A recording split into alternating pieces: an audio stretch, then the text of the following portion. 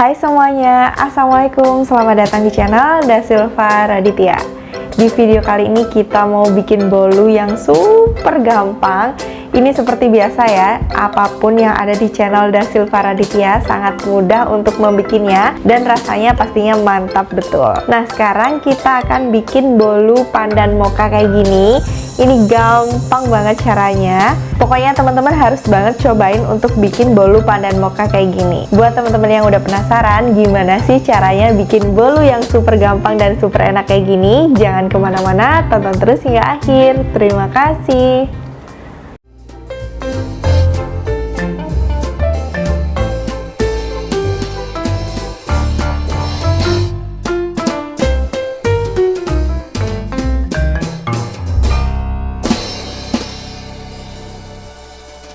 Kalau bikin cake kukus kayak gini, pertama yang akan kita lakukan adalah memanaskan kukusannya terlebih dulu, supaya nanti kalau adonannya udah selesai, udah jadi, langsung bisa kita kukus karena kukusannya udah siap untuk kita gunakan. Untuk kukusannya ini saya menggunakan Wok Platinum Pressure Cooker dari Stand Cookware. Ini anti baret dan udah diuji menggunakan baut-baut, dia itu benar-benar anti baret. Dan ini juga ada ekstra satu handle pendek, jadi bisa digunakan panjang seperti ini atau bisa digunakan pendek. Fungsi wok ini semi presto, jadi masaknya bisa lebih cepat 30%. Kalau masak lebih cepat pastinya irit gas ya. Untuk steamernya ini dari stainless steel yang ini ukurannya lumayan tinggi juga. Selanjutnya kita akan bikin untuk adonan bolunya. Yang pertama kita siapin wadah, langsung kita masukkan 4 butir telur utuh. Nah di sini saya masukinnya satu persatu, saya tuang dulu di dalam mangkok kecil ini. Kenapa? Karena biasanya telurnya itu akhir-akhir ini banyak banget yang kurang bagus. Jadi kalau nanti pas udah bagus ada satu yang kurang bagus, malah nanti kecampur sama semuanya. Jadi di sini saya tuang satu persatu. Setelah itu saya masukkan ke wadah yang besar ini. Nah, kemudian di sini kita tambahin gula pasir. Gula pasirnya kita gunakan sebanyak 125 gram gula pasir. Kemudian di sini kita tambahkan emulsifier, ini saya menggunakan SP. Kita gunakan aja sebanyak 1 sendok teh ya. Selain SP, emulsifier itu juga ada TBM dan Ovalet. Ketiga bahan ini masuk, langsung aja ini akan kita mixer menggunakan hand mixer MX200 dari Mito. Ini tuh ada 5 speed, ada turbo speednya.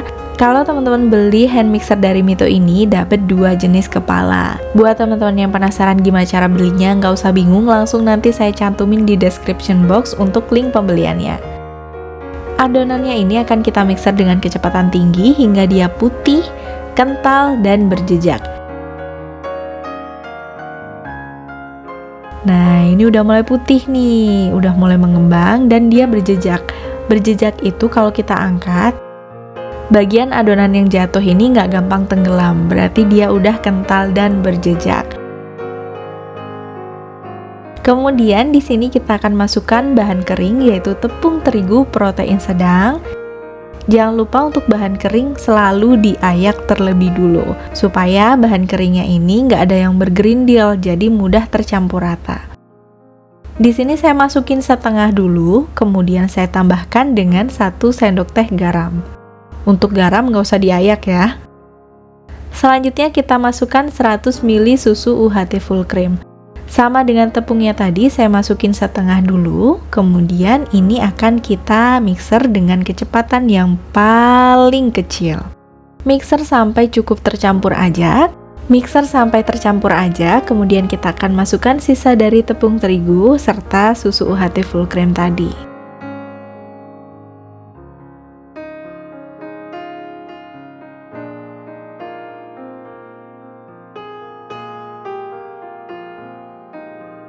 Setelah keduanya masuk, kemudian ini akan kita mixer lagi menggunakan kecepatan yang paling kecil. Di sini kecepatan mixer yang paling kecil adalah kecepatan 1. Nah, untuk nge-mixer yang kali kedua ini, kita akan mixer sampai dia mulai tercampur rata.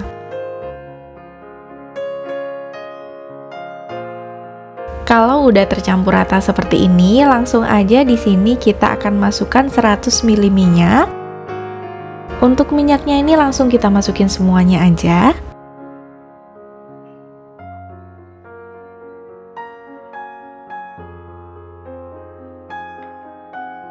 Kita mixer dengan kecepatan yang paling kecil, kemudian ini kita mixernya nggak sampai tercampur rata banget. Asal mulai tercampur kayak gini, udah nih masih ada beberapa yang belum tercampur. Ini akan kita matikan aja mixernya, kemudian ini akan kita aduk sampai rata menggunakan spatula. Jadi ketika minyak masuk, jangan sampai terlalu diaduk banget menggunakan mixer, supaya nanti adonannya ini nggak banyak gelembungnya. Nih kayak gini, kita aduk balik aja menggunakan spatula. Kalau udah tercampur rata seperti ini, kemudian ini akan kita bagi dua sama rata.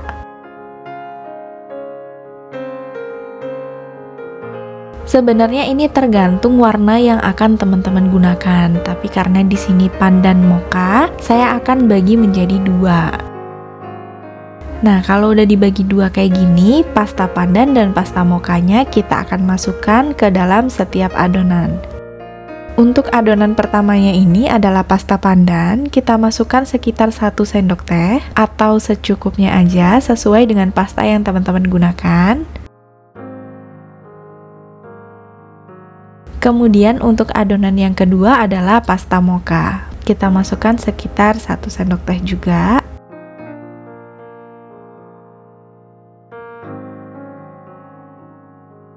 Kedua adonan udah selesai, kemudian kita siapin loyang. Di sini loyang ukuran 18 x 18. Untuk bagian bawahnya akan saya olesin dengan sedikit margarin, lalu akan saya alasin lagi dengan baking paper kayak gini, supaya baking papernya nggak goyang-goyang. Kita kasih lem menggunakan margarin ini.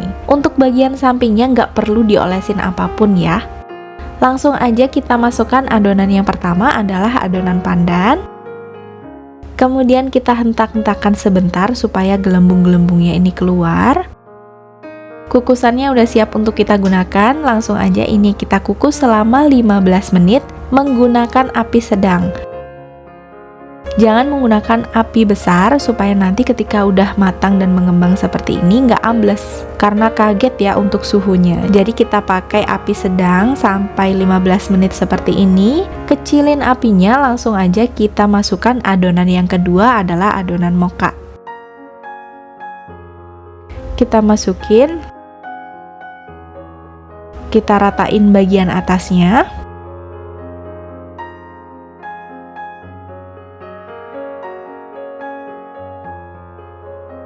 Kalau udah seperti ini, kita tutup kembali. Lalu ini akan kita kukus selama 25-30 menit menggunakan api sedang. Ini udah 25 menit, langsung aja kita buka.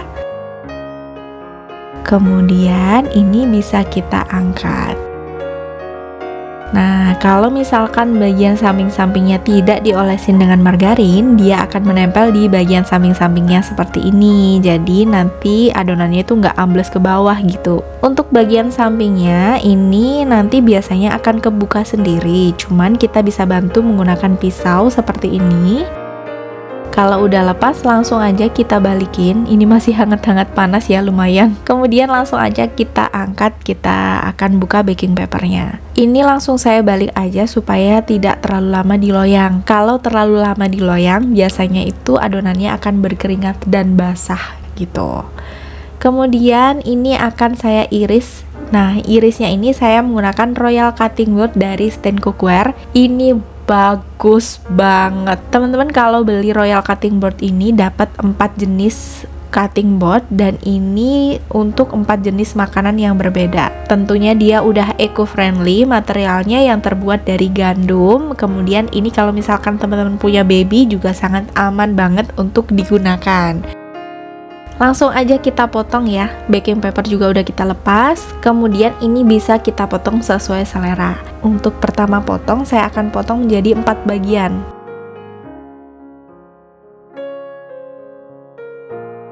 Setelah itu, untuk satu bagiannya kita akan potong lagi nih.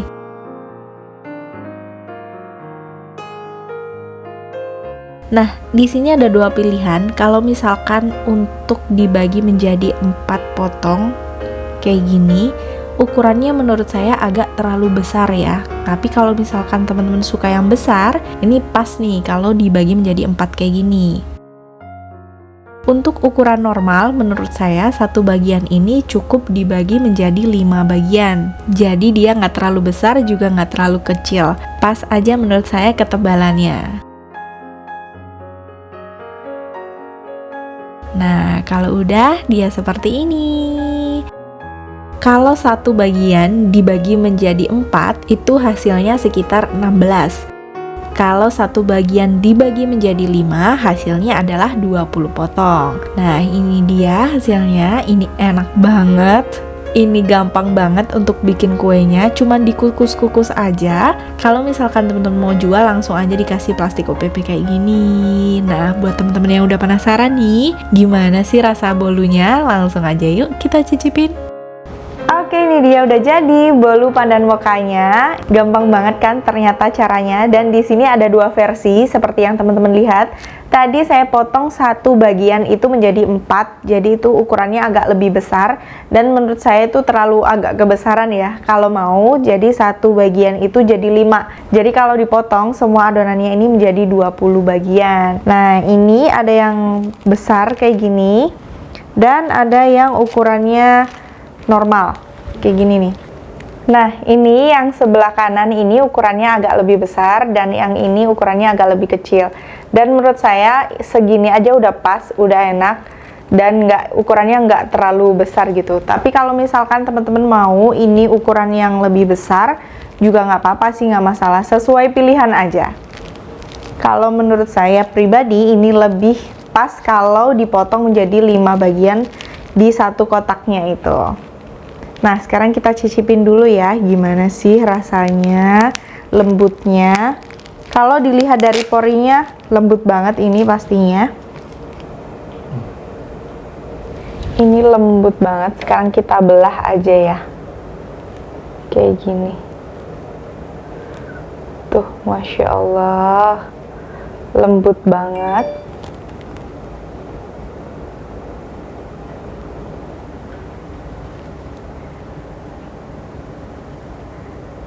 Sekarang kita cobain.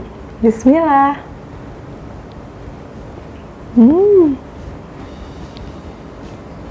Enak.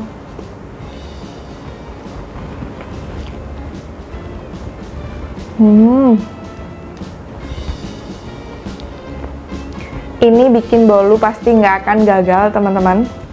Lembutnya juga pas banget. Wajib untuk teman-teman cobain. Jangan lupa cobain. Cobain. Oke, segitu dulu untuk video kali ini. Semoga bermanfaat. Jangan lupa untuk cobain bolu pandan mocha kayak gini.